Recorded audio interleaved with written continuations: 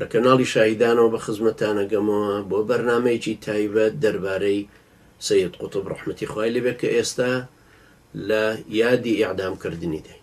51 ساڵ تێپەڕی بەسەر ئیعدامکردنی ئەم مفەکیرە گەورە ئیسلامیە، مامۆستای 3 جیل سێنەوەی ئیسلامەتی بەلایانی کەمە.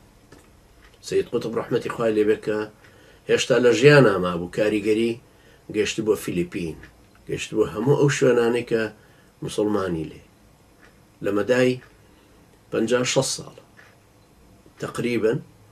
ئەوەی کە ئەو گەیشتێ هەموو حرەکەتی وەهابی بە 270 قسوور ساڵ و پیترۆل لە پشتیەوە نەیگەیشتوت.